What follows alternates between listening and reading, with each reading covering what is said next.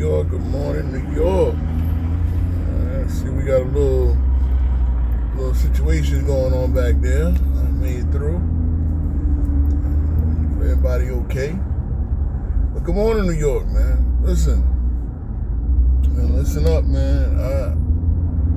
As I say, man, I am a flag. I'm a firmly planted flag. I don't flag. I do not get too high. I do not get too low. All right? This is another episode of the Stoic Knicks fan, number 15. And, we got to react to what happened last night. The Knicks closed out a series. They sent a statement to the rest of the league. Again, if you've been on this channel, you've known I've been optimistic. I've been the optimistic Knicks fan, and now I'm a Stoic Knicks fan. Of course, I was celebrating last night. Of course, I was pumping the fist in the air. Did I go crazy? Am I doing backflips? Am I jumping up and down like a clown, like Stephen A. Smith on First Take? No, I ain't doing none of that. Again, I don't go where the wind blows me. I'm firmly planted. I believe that the Knicks are a contender. So now, all of the haters will say you're going to win a championship. I've been saying it all year. Have you not heard me? Here's the thing. We can't win a championship on May 1st. The finals don't start until June. We can't win it on May 1st. So this is a step. We took a step. We're on to the next round. It's either going to be Boston or it's going to be Philly. Boston. Just a week ago, y'all had them as the most unbeatable team in the league. No one gave you any analysis on why Boston was good. They just told you they got Jason Tatum back. They won a bunch of games this year and they got Jason Tatum back. Therefore, they should be unbeatable. It's not analysis. That's not analysis. Jason Tatum is putting up good numbers. He's playing well. Is his defense where it need to be? This man has an Achilles. That's the thing. The numbers don't explain to you where his defense is. Now, I'm not saying he's a defensive liability, but I guarantee you, there's nothing about him that's 100%. He's not 100%. He was never a great defender in the first place. I'm saying he's bad, but again, with Achilles injuries, you wind up with that Achilles that healed winds up being heavy on you. You don't jump as light as you used to. You lose a little bit athletically. So while Jason Tatum in these rule sets is able to still put up numbers and hit threes and score 25 points a game, playing way too many minutes, in my opinion, for a guy that's coming back from an Achilles. I don't look whatever the Boston medical staff and all of that, but here's the deal. The team that didn't score 100 points the last two games, and it's in a season where 115 points is the normal. They didn't score 100. They scored over 20 points under what they're. And mind you were talking about 61 points at the end of the third quarter, throwing up three after three after three. The Knicks, we've had some bad offensive nights against the Pistons, in the middle of the season. Last time the Knicks failed to get 100. The Knicks have a string of games where they kept teams under 100, including the last two nights. Eureka. Maybe I think the last two nights the Knicks. I'm thinking maybe the third game, the other game against Atlanta, we kept them under 100. I gotta check the box score. I'm just really looking at I'm not really looking at box scores and final scores and everything. I'm looking at what I see. The Knicks absolutely were the better team. I thought we were, even when we lost, I thought we were the better team. I just had the worry that we could blow it against the better team. We could blow the game against the better team, which was a possibility. Because the Knicks have been up and down. But the thing is, and again, right? Martin Luther King Day, the Knicks fell to 25-18, taking a horrible loss. A horrible loss to the Dallas Mavericks with no Cooper Flag. right? I believe Anthony Davis was still on the team at the time. He didn't play, right? He didn't play most of the season, right? The Knicks took a horrible loss. That was a low point of the season. And I said then, that was the lowest you see me get about doubting the Knicks' chances to win a championship. Because here's the thing. I just went over what the Boston Celtics and what their floor is, and the idea that they were the team to beat, or the Vegas has them as the odds-on favorite. I wonder what Vegas has as the odds-on favorite today, because the Knicks were disrespectfully put behind Cleveland Cavaliers. Now again, I get it. There's all these name values. I'm sorry. Jalen Brunson. Since when is Jalen Brunson and Carl Towns not a good 1-2 punch? You want to tell me Donovan Mitchell and James Harden, guys who have not really, between these two, they've been in one conference finals between the two, and that was Harden, surprisingly. Okay? And no disrespect for those two, because I'm a fan of those two players. But they don't have the playoff moxie. The entire Knicks team, except the rookie, and who else did we get? Jordan Clarkson, he's been in the finals. Who else did we get? Alvarado, he's been to a first round, second round. He's been in the playoffs before. That's it. Who else? What other player has never touched the conference finals? The Knicks have all. And they have, between the two stars on the Cavaliers, they've been to one conference final. See, I'm going to sit there and I'm going to go down the competition, because this is the idea. If the Knicks are not going to win, who's going to take them out? That's what I've been asking. Don't tell me the Knicks are not going to win. That's easy to say. And I can say OKC is not going to win and wind up being proven right, because OKC has to beat. Who's on that? Now, mind you, OKC has to. Between the Lakers and Rockets, even if the Rockets come back, the Rockets got 2 more games. Lakers got to win 1 more. They're going to beat the brakes over either of those teams. I think the Rockets got a better chance of matching up with them, especially if they get Kevin Durant back to some semblance. But the Lakers are going to get. The Lakers, I don't care if they get Luka back. They already got Reeves back. OKC is going to slap them around, because when it comes down to it, it's an issue of style. The Lakers have one guy playing defense. Shout out to Marcus Smart, because he has really saved the Lakers season. Without them, I don't even think they're in the playoffs, guys. That's why I made the bets about the Lakers not making the playoffs. That's why I said it. But after I said it, and I kept on my square. I said that they got Marcus Smart, they got DeAndre Ayton. Both players were bought out after I said the Lakers were, and after I made these bets. Okay, so they early season, those 2 additions were key. Those 2 additions were key, but it wasn't enough to make them real legitimate contenders. I don't care about them winning 53 games. The Lakers were never contenders. They're not contenders now. They never were. Again, you have too many guys that don't play defense. And OKC plays a lot of defense. But get into OKC, I can say OKC's not going to win a championship, because they got to beat whoever they play in the conference finals, either San Antonio or Minnesota. And then they would have to beat whoever they play in the finals. Okay? So just to say, the Knicks are not going to win a championship, well, again, it's May 1st. The Knicks move on to the conference semis. For the 5th time in 6 years, the Knicks are in the second round. Or 4th time in 6 years.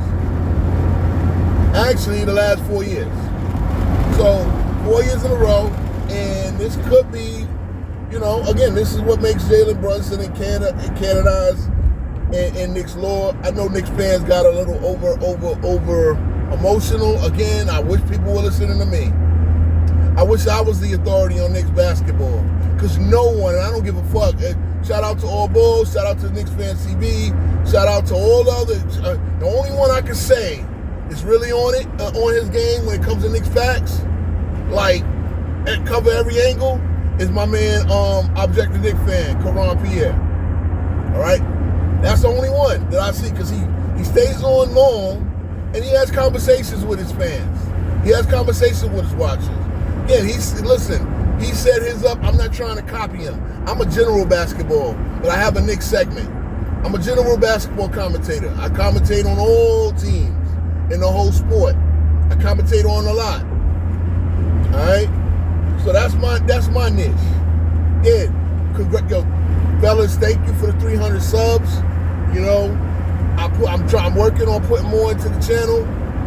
When I got time, I'm working on getting the things I need to do to get this channel up and popping. More video content. Trying to get the video editing. Hey, I gotta learn this shit, man. I'm an old guy. I don't know how to edit videos. I can figure it out, but but here we are, right? We going around two. We gotta, unlike the Celtics, unlike the Pistons, we don't know who we're playing. So how can we scout for them? Pistons fans, man. Pistons, I'm not counting them out, right? I'm not counting them out. But they're in trouble. They gotta win too. They're looking, the fact that Franz Wagner got hurt in game 4 is really, and again, considering what happened last year with Jason Tatum, if Franz Wagner doesn't come back and y'all beat him, are we gonna put an asterisk? Because really, I think if he's there, you get your ass kicked. I think right now you're in trouble. Again, not because you can't win the games, but you still don't have a second option that I trust. And if Paolo happens to outduel Kay Cunningham, and if Kay Cunningham was being relied on for everything, all scoring wise, he's the main scorer. I'm not saying he scored all your points, but if he runs out of gas, you're talking about a guy that had a collapsed lung, who, again, I don't think he's 100%. And the fact that he's not 100% and he's scoring like this is great. But there's an issue with Kay Cunningham. 6 turnovers is hardcore nasty work. He's averaging that. He's averaging almost 7 in the playoffs, right? To his 7 assists, he's averaging 7 turnovers. And yo, guys that don't know listen, that's another conversation about the ratio. But right now, look, King Road, I'm not going to go on a limb and say the Knicks are going to win a championship. Well, actually I am. I think last night confirmed what I already knew, that the Knicks are contenders. Now, the Knicks have to play, whatever we did last night, the aggression, the whole 9, we have to play like that. The Knicks were looking like OKC last night, okay? And OKC does this where they blitz you defensively, and they wear you down offensively. They have enough offensive threats. SC, one of the best closers in the business in SCA, regardless of how I feel about his foul baiting and flopping. He is that. I can't take that away from him. Being one of the best closers in the business, being one of the best shot makers in the business, being one of the most efficient guards of all time. All right, now a lot of that efficiency, I'll tell you, when you fall down, when you miss shots, and they erase those missed shots and put you on the line. Yeah, that's a little, But look, the Knicks can play with anybody. I've said it all year. When we're on all cylinders, we're scary. It's not the first time we scored 140 in a game. We've had 80-point halves, 78-point halves, 75-point halves on a regular. Okay? This Knicks offense is better than it's ever been in my watching lifetime. This is the best offense I've ever seen from the Knicks. Okay, that's just a fact. It's just a fact. When you want to talk, when people ask me questions about Knicks from the 90s, about how does it compare, this team is equipped. Now, I'm not saying this is the best Knicks team of all time. It's not. Even the Knicks 2 teams that won championships won in the 50s. Okay? So, this is a team properly equipped to get through and win a championship. Are they going to? Well, that remains to be seen. I can predict that the Knicks are going to win a championship, but I know that all 4 rounds, we have to do what we need to do. Okay? In all 4 rounds, we have to do what we need to do. We need to go out and prove that we're a better team. I think we're a better team than Detroit. I think we're a better team than Orlando. I think we're a better team than Toronto. I think we're a better team than in Boston. I think we're a better team than Philly. Did I cover everybody that's still alive? I think so. The Knicks are the only team in the East that have clinched so far, I believe, right? The 1 seed is Orlando, Detroit, Philly, Boston, Toronto, and Cleveland. Cleveland is we're a better team than Cleveland. It's a better team. We're a better team. OG Anunoby was the MVP of the series. He's our 3rd best player. Mikal Bridges played like crap offensively, but absolutely took out the most improved player in the defensively in the series. You got Josh Hart. Then you got a bench. You got Jordan Clarkson. You got Deuce McBride. Guys that are balling right now. You got Jeremy Sohan and Jose Alvarado sitting out of the rotation. You got Mitchell Robinson, probably the best backup center right now in the playoffs. The Knicks are deep. The Knicks are stacked. We've been there this year. Now, I believe in the season, we underperformed. I had us winning 62 games. We won 53. We went through those lows. We went through that low after the end-season tournament win, when we went 2-9. Let's just say we go 7-4 today. Then that's an extra 5 wins. We win 58 games, and that would have been more in line with what I thought. But still, to me, that was underachieving. I thought the Knicks could win 62 games. I really, and this is the thing, right? The fact that we didn't go in 60 games like the Pistons, and pretty much come in to the playoffs full of ourselves. Again, we played with our food. We won by 105 points in a point differential in a 6-game series. That means we were up by 18 points on that, even despite losing 2 games. We were up by 16. 106 to 105 divided by 6 brings you into the 17-point range. We're better than that team. We're better than the other teams in the East. Like I don't even think it's close. But I know on the low end of how we can play, and a team can knock us out for what we're doing. And that's the thing, Jalen. Have you learned something? I hope the captain has learned something. Move that goddamn rock. Your father had to get up there and tell you to stop going nuts. Funny, man. I've said I love Jalen, but I've said this about it. Y'all win at Julius Randle and y'all win at Melo for the same shit y'all gave Jalen a pass for. Only thing is, when you're winning games, it means something. And the reason why we didn't win with Melo, and the reason why we didn't win more with Julius Randle, is because he didn't have the team. They didn't have the team. Melo had 1 year where the team was that good, 54 wins. And then come playoff time, no one else could make a basket. But we kill Melo. This Knicks team is equipped. They're equipped. When you go about who can get buckets, who can make impact defensively. The Knicks have been shitted on and slept on all year. And that's the thing, man. Let me speak to the national media, because it's funny. I think the Knicks had to make a statement. Because if we won a game, if we beat Boston like we did, well, you didn't beat them by enough. They didn't have Jaylen Brown. The replacement player value works like that. If they had Jaylen Brown, the game would have turned around by X amount of points. It's not how it works. A good player's value over replacement is around 11 to 12 points. An elite player. That's his value over the average player. What he can bring. Now I get there's things that on a what do you call it?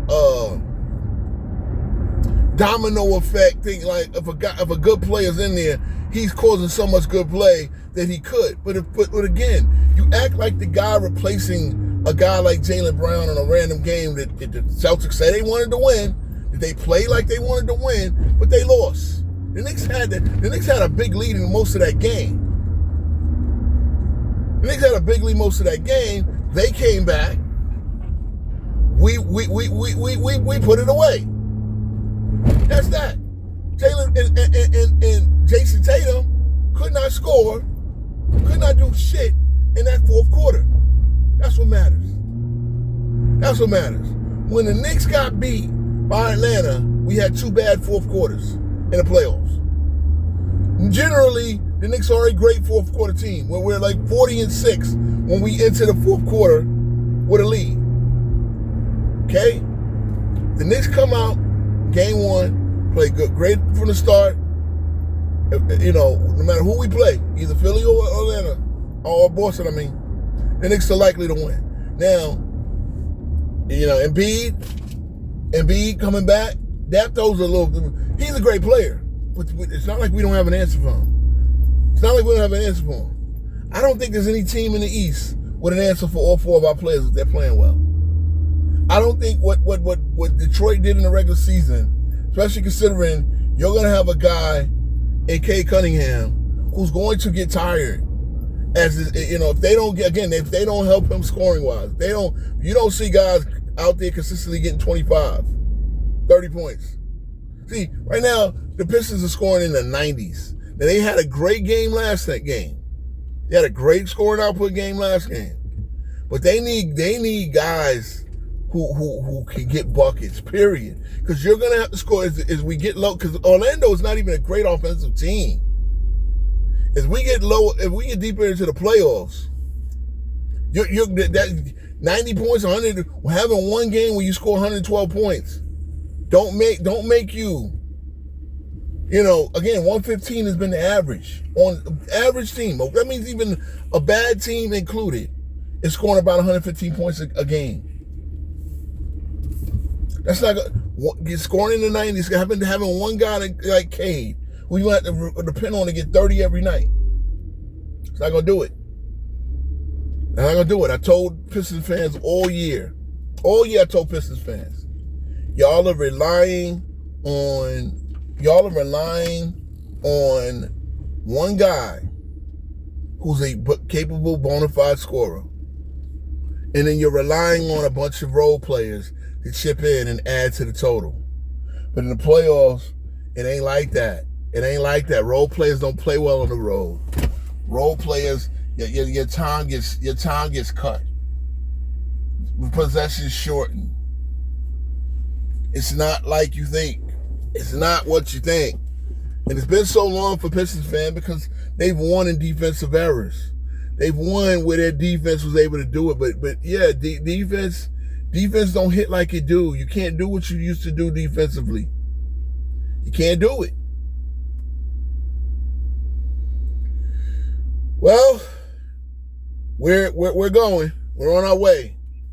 Again, on to the next round. Optimistic Knicks fan, Stoic Knicks fan Rowe, King Street Rowe is going to tell you, Knicks got to go to the next step. Until I see a team they can beat us first of all, until I see a team that's likely to beat us in a 7-game series, I got the Knicks. And the only team I'm thinking of that would even be a 50-50 proposition right now is OKC. And they got their own. They got to get past 2 more rounds themselves. So yeah, man. Knicks, again, I said this is our year, Knicks in 26. I said we have all we need to do, and then we have to do what we have to do. We have to stay healthy. No, thank God that they were telling me Mitch was gonna get suspended. Mitch didn't throw no blows. He gonna get a fine. He gonna get a fine. And really, the one that should be getting suspended is Dyson Daniels because he started the shit. But Knicks will be fine. Knicks fans stand up. Like I said, King Speech Road, he's a flag. He's not a kite flying to where the wind blows me. I only point in the direction the wind blows me. I'm firmly planted. You see that American flag right there? That's me. I'm not a kite flying all over the place wherever the wind decides to take me. And that's what most fans and that's what the media has y'all doing. Going. The last thing you see is the only thing you see. I see the totality. The Knicks are a good team. They've always been a good team. They are a very good team. They got the chance to be a great team. And honestly, there's only one great team, in my opinion, based on their performance, and that's OKC. But I believe the Knicks at the top side, the Knicks, if they play their game, can beat OKC. They can play everything with OKC. They can do everything OKC can do. We'll see. We'll see what happens. Peace.